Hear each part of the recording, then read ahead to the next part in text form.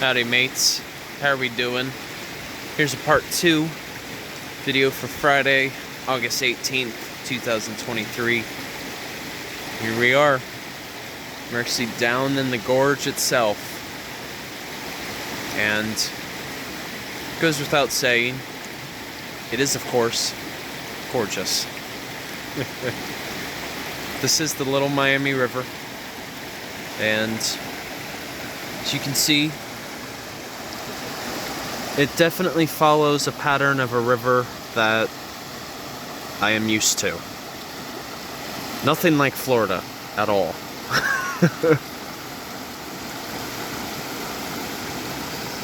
I mean, here you're just seeing a demonstration of what it's like to immerse into an untouched riparian ecosystem. So when I say riparian, what does that mean? Well, riparian basically refers... Oh wow, that sun is right in my face.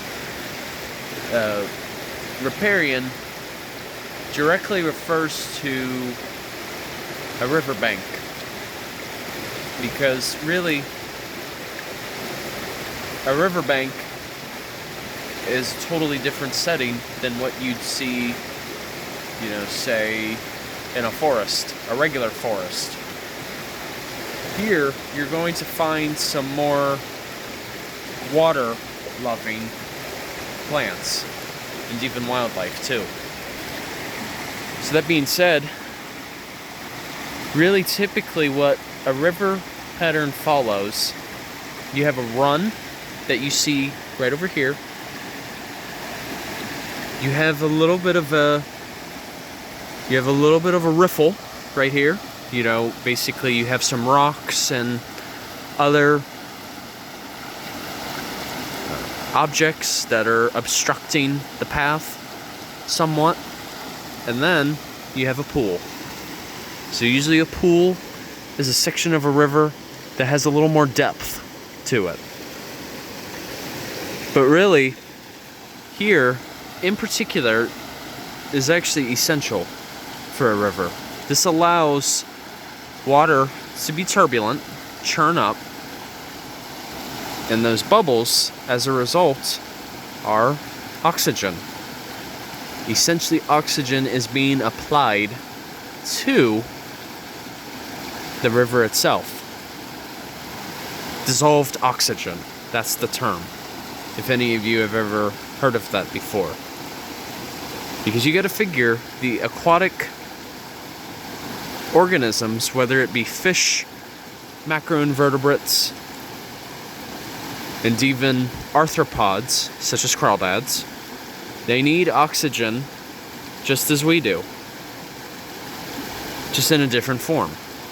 We need it by means of air, they need it by means of water. But, yeah. This has always been one of my favorite little sections of the gorge itself. I mean, this is what it's like for something to truly be untouched.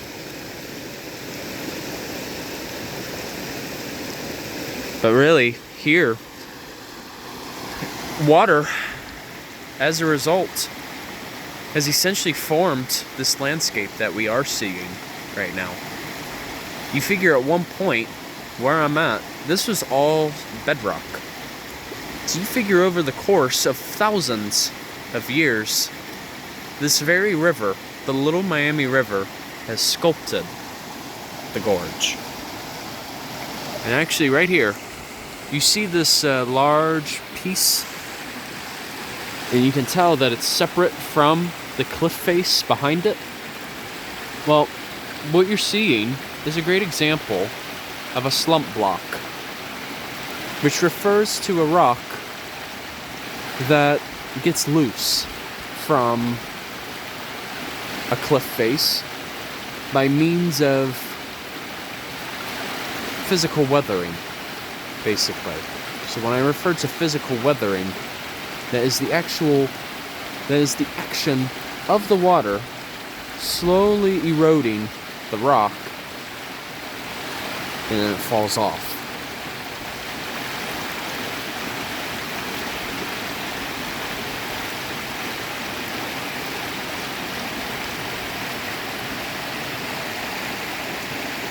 It's truly remarkable how nature shapes itself over the course of time. As I've said before, the natural world can easily exist without us. We need the natural world more than the natural world needs us. Goes without saying.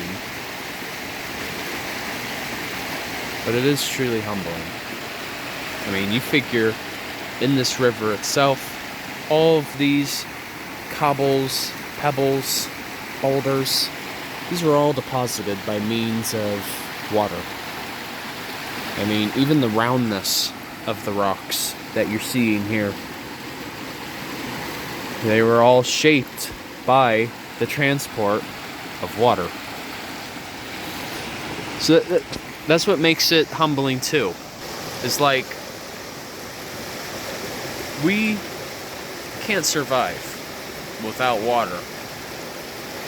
But at the same time, water can create such forces that are harmful for us. You know, great examples are hurricanes, rain, tsunamis. So it's one of those deals where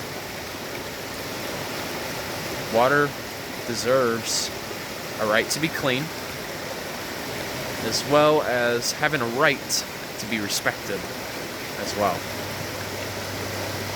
Unfortunately, places like Clifton Gorge, it is. This is probably one of the cleanest rivers in this area in terms of water quality. And actually, probably in a separate video, I can go over a bit more of that in terms of what I mean.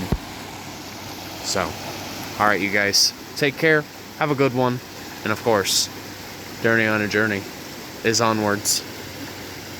Take care, folks. See ya.